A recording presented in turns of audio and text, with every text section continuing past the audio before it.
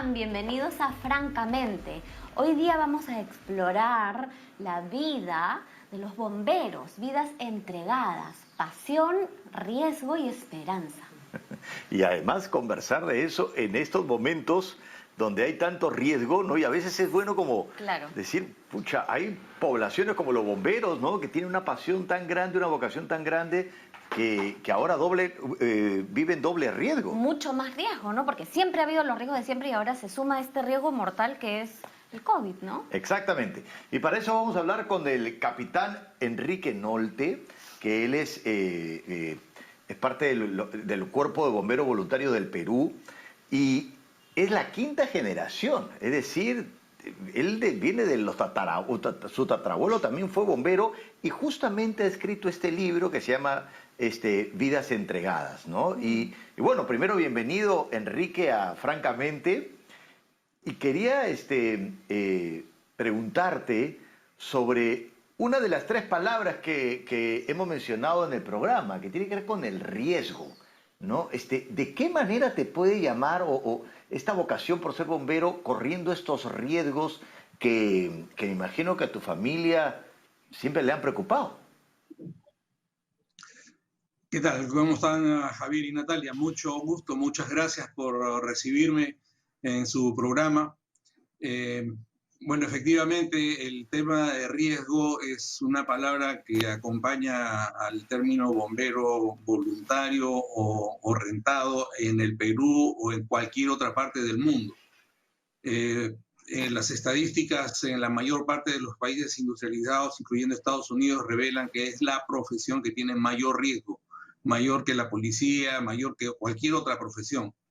Y esto está vinculado a las condiciones en las cuales generalmente somos llamados con mucho apuro, en procesos que ya se iniciaron, que ya se desencadenaron, accidentes, incendios, desastres de cualquier tipo, en los cuales la adrenalina juega su propio papel, induciendo a veces a que uno mismo no calcule suficientemente bien las cosas, de modo que la labor, el trabajo, la vida de un bombero implica siempre riesgo desde que uno sale de su cuartel hasta que regresa al término de una emergencia. Ahora, justamente este riesgo que nos describes, ¿no? Nosotros pensamos, te viene de herencia la vocación, ¿no? Y al mismo tiempo, o sea, está tu familia involucrada desde 5 generaciones atrás y al mismo tiempo tu familia actual también involucrada inevitablemente. ¿Cómo es que ellos viven ese riesgo a tu lado, ¿no? De tú entras y sales y de repente no saber qué va a pasar contigo allá afuera, ¿no? Tiene sus complicaciones.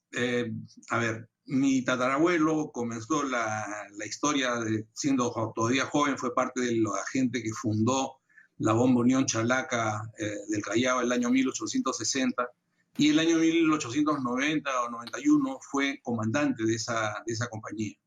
Su hijo, Juan, que es mi bisabuelo, Juan Venegas Núñez del Arco, fue teniente y luego mi abuela, no había mujeres bomberas en aquel momento, ahora ya son casi el 40% del cuerpo de bomberos, pero el esposo de mi abuela, mi abuelo Conrado Nolte Garcés, era odontólogo, residía a la vuelta de la bomba y él recién se interesó en el tema cuando mi papá y su hermano, mi tío Carlos, pero Enrique, claro, en la compañía. Perdóname un ratito que te corte. Sí. Enrique, perdóname que te corte, que tu historia es fascinante porque vienen los tatarabuelos, pero me pregunto, ¿esto fue lo que le dijiste a tu esposa cuando te casaste? Mira, yo voy a ser bombero porque mi tatarabuelo en el año no sé cuánto, y mi bisabuelo, mi abuelo, ¿no? Y tu esposa ha dicho, bueno, si tu tatarabuelo fundó, entonces perfecto. Pero de repente ella le dijo que sí. ¿Fue así? O sea, ¿Cómo fue esa conversación heroico con tu esposa, enorme, con tus hijos? Es decir, yo voy a correr un riesgo importante porque es mi vocación. Yo soy así, ¿lo tomas o lo dejas? ¿Fue así? ¿Cómo fue? A ver, yo tengo, en la actualidad tengo 54 años de casado. Y cuando empecé de enamorado con mi esposa, yo ya era sargento de la compañía internacional. Pero esa parte de la historia con la familia... Ella se enamoró del bombero. Claro, ya me conoció bombero, ¿no? Y además también fue, digamos, participando de la adrenalina que implicaba salir corriendo de cualquier sitio porque había una emergencia o pasaba la bomba, escuchábamos la sirena y a correr se ha dicho, ¿no?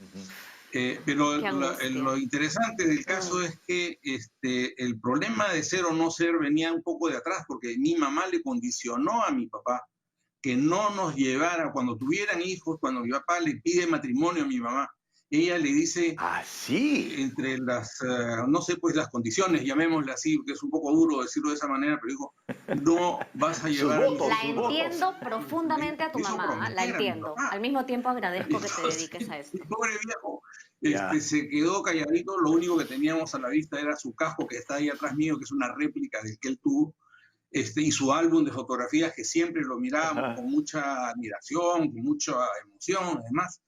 Pero cuando estábamos terminando el colegio, un compañero de mi hermano, Alfredo de Risco, que hoy es sacerdote jesuita y ha sido comandante general del cuerpo, del brigadier general, ahora está en el Vaticano, le dice, oye Arturo, el nombre de los nortes suena mucho en la internacional, pero a ustedes nunca los he visto. ¿No quieren ir? Sí, por supuesto, vamos. Y fuimos. Ese mismo día llegamos a la casa con las solicitudes de ingreso. Y cuando se la entregamos a mi papá, él se sintió, digamos, confrontado, digamos, porque era su promesa, pero él no nos había llevado. Entonces le llama a mi mamá delante de nosotros y le dice... Claro, ¿y tu mamá qué te dijo? He cumplido, ¿no? Que no los iba a llevar y no los he llevado, pero ellos han ido con sus pies y no me voy a negar. Y él mismo firmó la solicitud y la llevó luego a la casa del comandante de la compañía en ese momento, Carlos Camino Rivera, y esas fueron las firmas que llevaron nuestras solicitudes de ingreso. Mi mamá tenía que reconocer que mi papá no estaba faltando a su palabra, pero para ella fue una terrible angustia. De hecho, antes del primer mes de ingreso, ya nos habíamos pasado 3 días con sus noches en el incendio del Mercado Central, y mi mamá estaba en unas angustias terribles, ¿no? Y que le duraron hasta que se fue.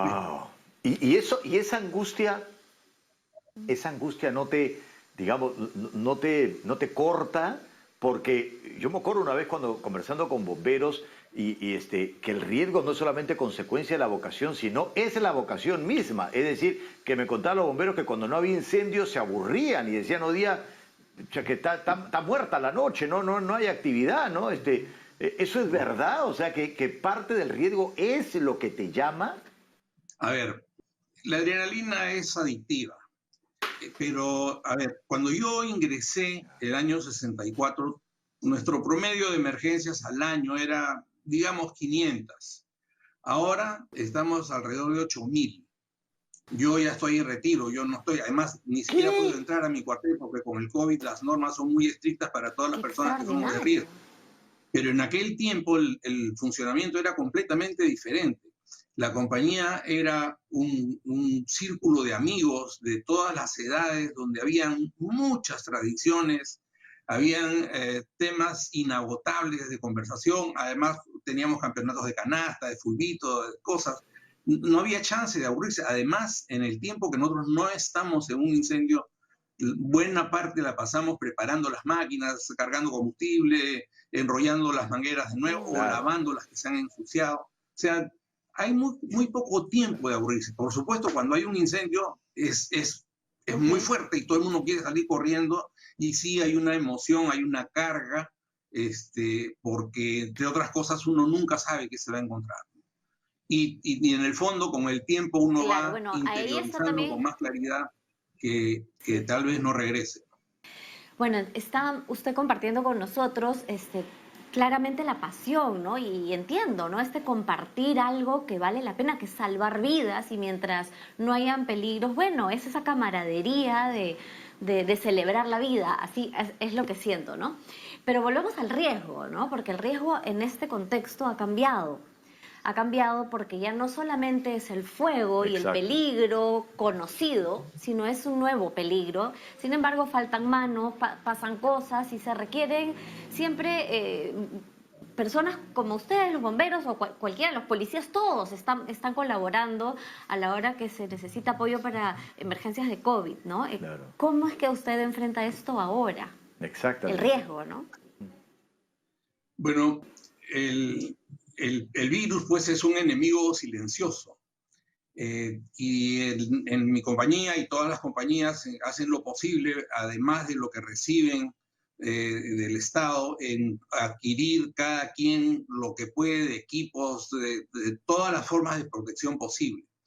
Pero este tema de las epidemias para nosotros no es nuevo. El año 1868 murieron más de 20 bomberos de la Roma, incluyendo su comandante, el comandante Prefumo, y su capitán, el comandante Emilio Longhi, y otros, un número grande de bomberos, porque se presentó la epidemia de la fiebre amarilla y nadie, ni siquiera sus propios familiares, querían tocar a los enfermos ni a los muertos. Y en Lima solamente habían 4 hospitales.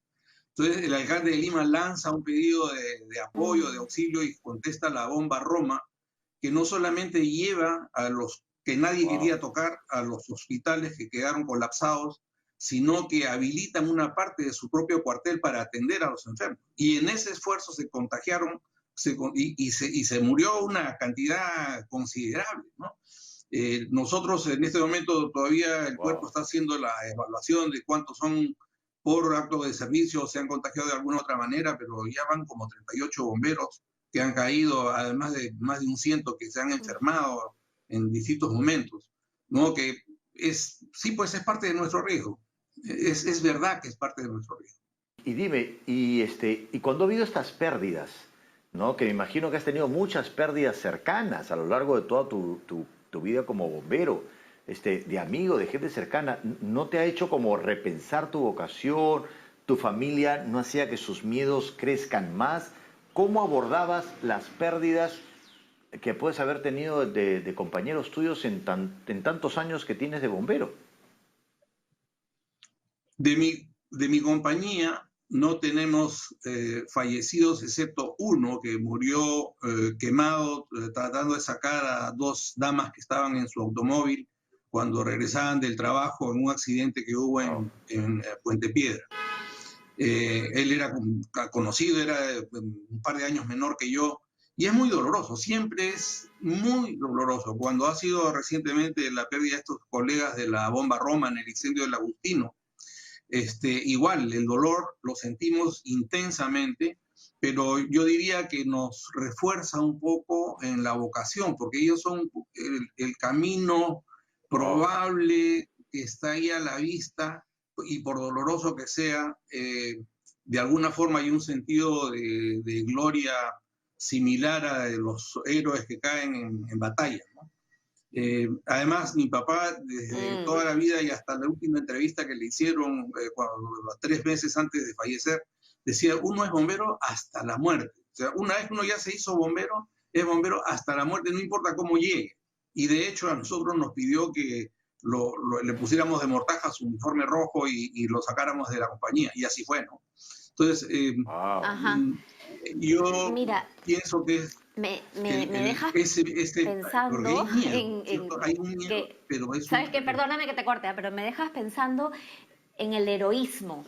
Claro. Sabes que el heroísmo creo que es un tema enorme, ¿no? Que has heredado, no sé si es genético, si es por pasión, por vocación. Vamos a ir... Pero fíjate, Nati, antes de que ese corte como reflexión, está hablando de su papá, de su abuelo, pero no ha hablado de sus hijos. O no sé si tiene nietos. Y de repente le gustaría que sus hijos y sus nietos hereden esa vocación. No lo sabemos, ¿no? Pero de todas maneras hay una idea del heroísmo, de valorar el heroísmo y cómo es el heroísmo actual. Y con eso vamos a regresar después de la pausa. Excelente.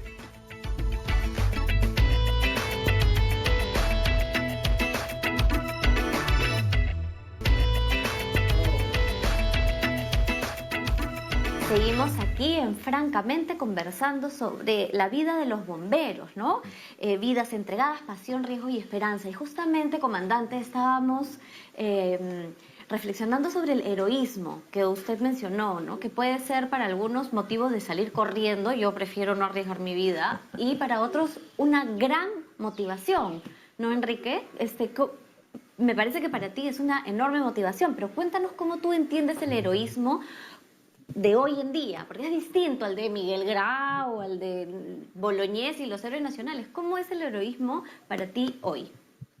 A ver, hay una diferenciación muy importante entre ser, digamos, poco cuidadoso, temerario y tener esta vocación de servicio. La temeridad lo que hace es no medir el peligro. En cambio, en un acto heroico lo que hay es la conciencia plena del riesgo que se está asumiendo y aún así dar un paso adelante. Yo les voy a mencionar muy cortito una brevísima historia de un incendio que tuvimos en la avenida Venezuela. Estábamos casi a ciegas echando agua en un sitio donde estaban envasando clandestinamente champú. Y en medio del fragor del incendio y las llamas y todo el ruido que, digamos, a Jesús no se le ocurrió mejor idea que inventar el concepto del infierno, y el infierno es un incendio. Bueno, escuchamos dos voces con un compañero, Roberto Bellido, y nos quedamos sobrecogidos de imaginar que pudiera haber alguien allá adentro. Mi compañero me dice, échame agua y yo voy a entrar. Le digo, pero ¿cómo vas a entrar? Está todo prendido, échame agua. Le empecé a echar agua a él y veo la cinta reflectiva de su casco que pasaba por una escalera contra la pared y encuentra a dos personas, dos hombres metidos en una tina llena de champú, con hasta la cabeza metida adentro, porque cuando la sacaban se ahogaban con el calor y el humo y estaban en una situación absolutamente desesperada. Bueno, él arriesgó su vida de una forma valiente y los ubicó y ya pudimos entrar detrás de él, otros a sacarlos con frazadas porque era imposible agarrarlos, estaban totalmente bañados en champú. Bueno, el hecho de tener una experiencia de esa naturaleza es salvar una vida y también la tristeza a veces de llegar tarde, ¿no? Le generan a uno emociones que no hay cómo explicarlo. Claro. Y así, y nunca sabe uno cuándo va a llegar la siguiente vez, porque no se sabe. Nos ha tocado llegar a sitios donde había niños quemados, cosas horrorosas. Un bombero está acostumbrado a ver cosas horrorosas y no siempre está preparado para digerir eso tampoco, ¿no? Pero en lugar de que un acontecimiento de esta naturaleza lo distancie, por el contrario, lo captura, pero lo captura con una mayor madurez, digamos.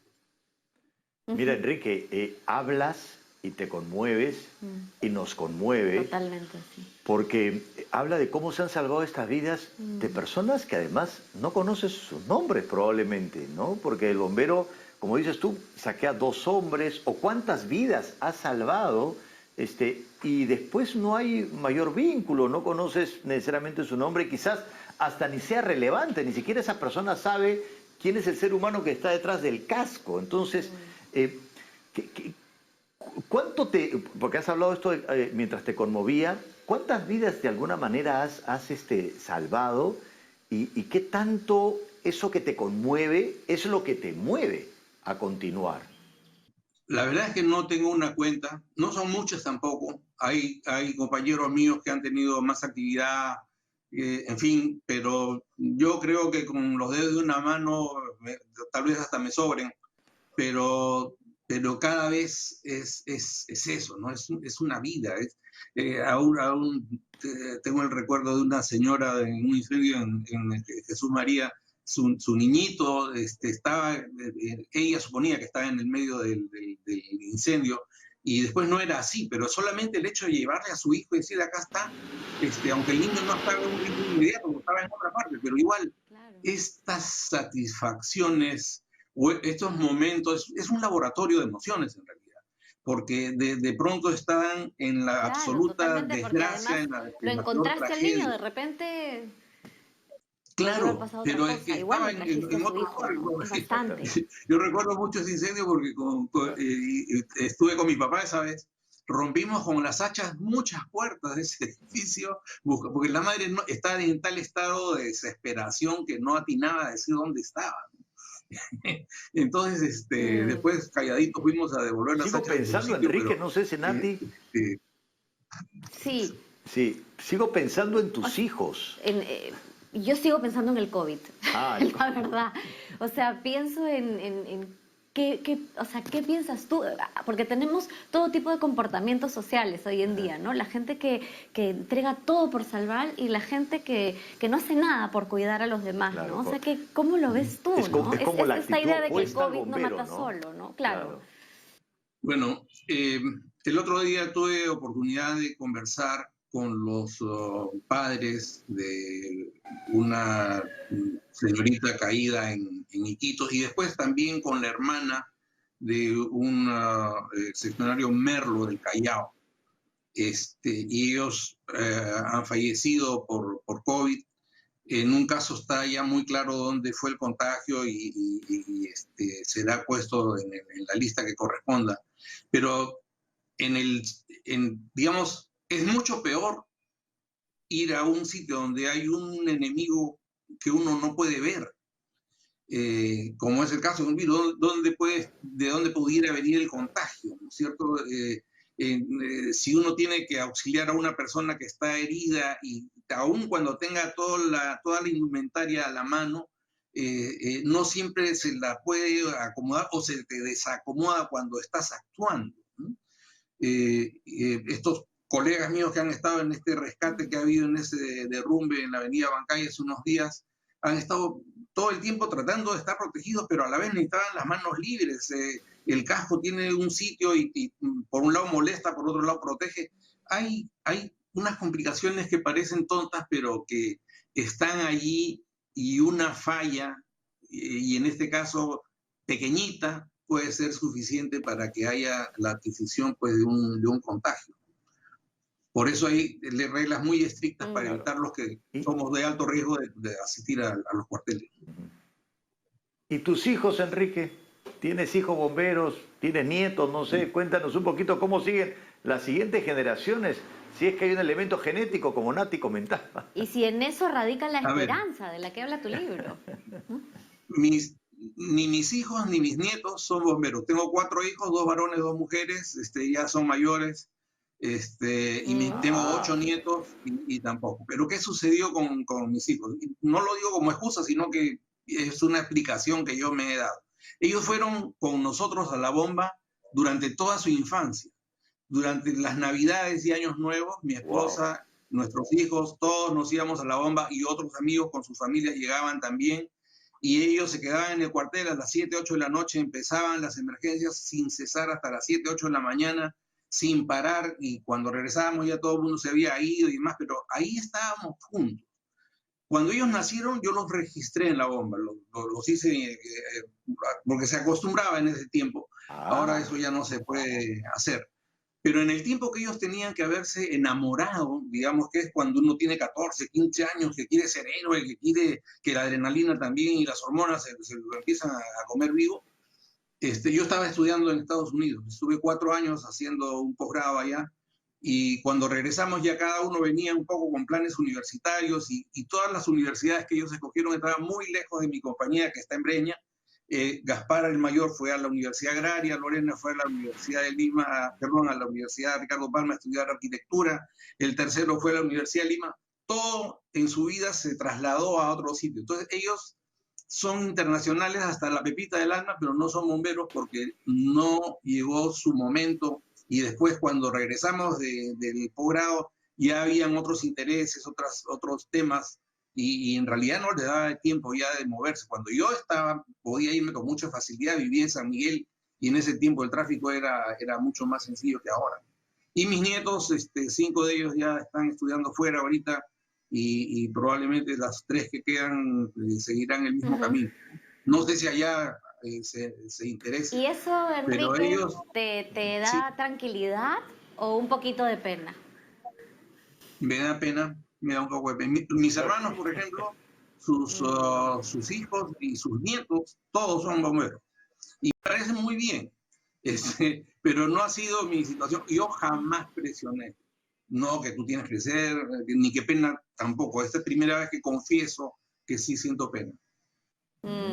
Pero es curioso, es lo que me llama la atención. Entiendo que esta pasión no siga de generación en generación, pero a la vez la pena no coexiste con lo que Nati preguntó, con la tranquilidad, ¿no? Que Claro. bueno, finalmente... No, mira, es que yo creo que la pregunta es otra, porque en realidad es como tú, ¿y qué pasó con tus hijos? En realidad esa no es la pregunta, porque lo normal es que cada quien haga lo Cada que su quiera. vida, claro. Lo que qué pasó con los otros, que todos se contagiaron, ¿no? La vocación, Claro. que es buena. Pero también creo que el hecho de que tus hijos hayan elegido libremente otra cosa, también habla muy bien de tu paternidad. Eso, claro que sí.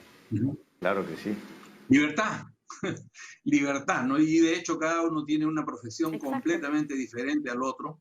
Y sin embargo ellos cuando sienten, por ejemplo, el olor del incendio, y cuántas veces yo he llegado a la casa pues hecho una mugre, mojado, lleno de hollín, apestando horriblemente, y ese olor a veces no se iba 2 o 3 días, aunque me bañara todas las veces y que la ropa se lavara y demás.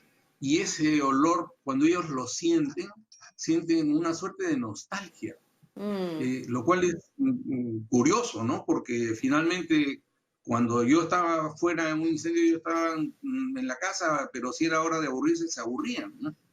Y mi esposa igual. Ellos muchas veces han ido con nuestro automóvil, sabiendo dónde era el incendio, iban, mi señora iba manejando y estaban ahí, se paraban cerca del incendio a mirar. Y ahí estaban. Y no ha sido una vez, han sido, y otras familias también hacían lo mismo.